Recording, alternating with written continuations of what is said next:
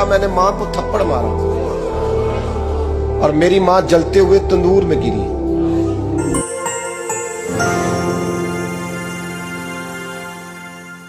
मैंने किसी कहने वाले को कहते हुए सुना कि सब का कबूल हो गया। बल्ख का रहने वाला मोहम्मद बिन हारून बल्खी है, उसका हज कबूल नहीं। फरमाते शहरों के अलग-अलग खैमे लगते थे। अब भी आप हज करने जाएं तो पाकिस्तानियों की रिहाइशें अलग होती हैं, इंडियन की अलग, बांग्लादेश के अलग, मिस्री, यमनी, सब लोग अलग अलग रिहाइशें होती, झंडे लगे होते हैं मुल्कों के। कहते मैंने सवेरे उठ के ढूंढना शुरू कर दिया, ढूंढता हूँ वो बंदा मिले।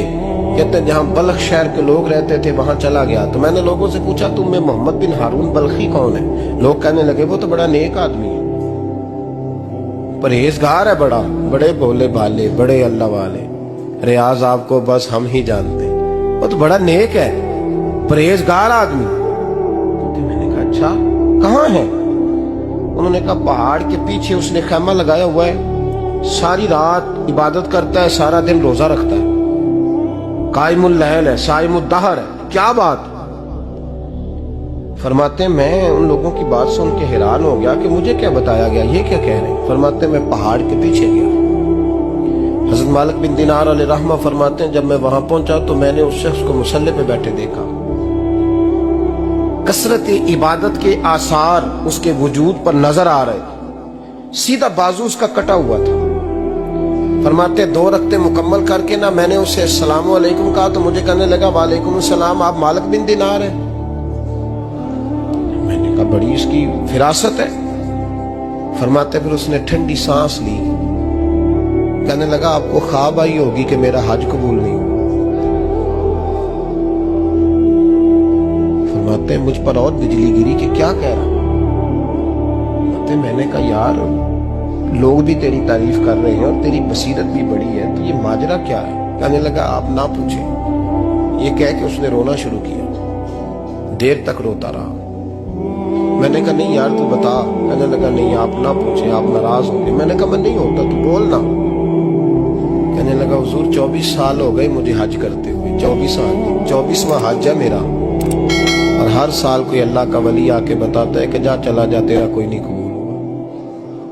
बेपरवाही वेख सज्जन दी जिथे किसे दी पेश न जावे, उन्हें ताजा वाले दर दर रोले ते मंगतियां तख्त बिठावे। आजम किसे नु कारा मिलदा ही कोई काबे हो खाली आवे। कहते हैं उसने मुझे कहा हुजूर 24वां हज है, हर साल कोई बताता है। मैंने कहा तेरी गलती। कहने लगा मैं अपनी माँ का नाफरमान। मैंने कहा वाकया क्या हुआ? कहने लगा हजरत अल्लाह ने मुझे दौलत दी, माल दिया, जमीनें दी तो मैं अय्याश हो गया। इमाम मालिक बिन दिनार रहमतुल्लाह अलैह फरमाते हैं मुझसे कहने लगा पैसे आए तो मैं अय्याश हो गया। रमजान का महीना था, असर के बाद मेरी अम्मा इफ्तारी की तैयारी कर रही थी, मैं गया, मैंने कहा शराब पी हुई, अम्मा रोटी दे। तो अम्मा कहने लगी शर्म कर, शर्म कर, रोजा रखा नहीं तो जिन्होंने रखा है उनका तो ख्याल कर। कहते अम्मा की बात का मुझे गुस्सा लगा। मैं कहा करता हूं बदनसीब है वो बेटा जिसका बाप उससे बात करते हुए डरता है कि पता नहीं कहां से बोलेगा। बदनसीब नहीं वो बेटा जिसकी माँ उससे बात करते हुए सहम जाती है कि पता नहीं कौन सी बोली बोलेगा। बदनसीब नहीं कि माँ बाप भी जिससे खोल के बात ना कर सके। हजरत मालिक बिन दिनार से कहने लगा अम्मा ने जब कहा ना शर्म कर तो मुझे गुस्सा आया।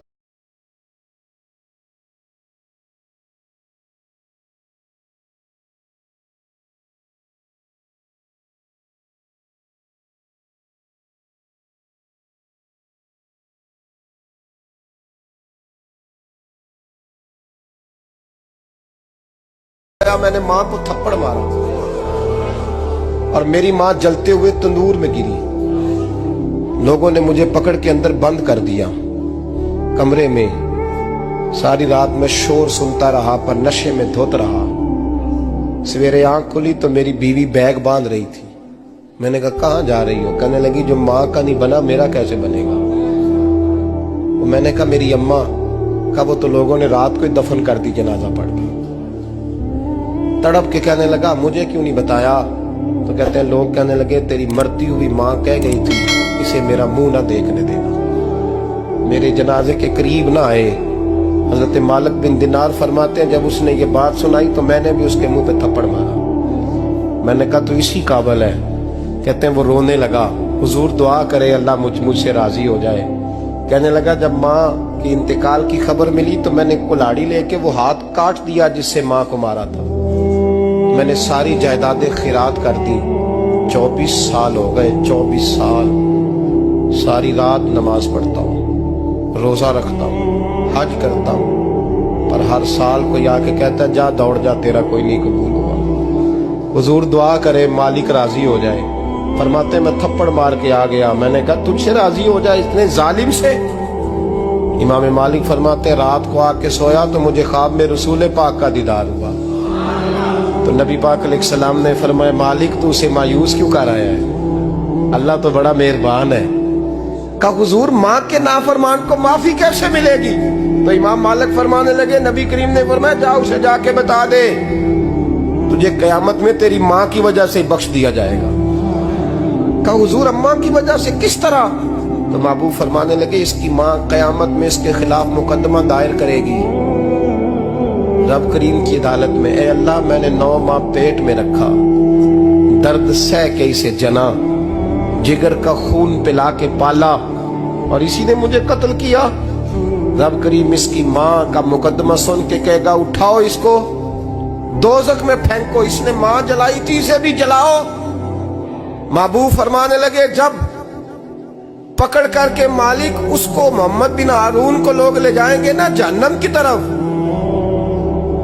ابھی فرشتے گھسیٹیں گے ہی تو پلٹ کے پھر اماں کی طرف دیکھے گا اور دوسری دفعہ پھر گھسیٹیں گے تو پلٹ کے دیکھے گا اور تیسری دفعہ پھر پلٹ کے کہے گا اماں یہ مجھے جلانے لگے، اماں یہ جہنم میں پھینکنے لگے۔ میرے حبیب فرمانے لگے وہ جل کے مرنے والی ماں وہاں بھی بول پڑے گی، کہے گی یا اللہ چل میں نے معاف کیا تو بھی معاف کر دے، اے اللہ میں نے معاف کیا تو بھی معاف کر دے، اللہ تو معاف کر دے اسے۔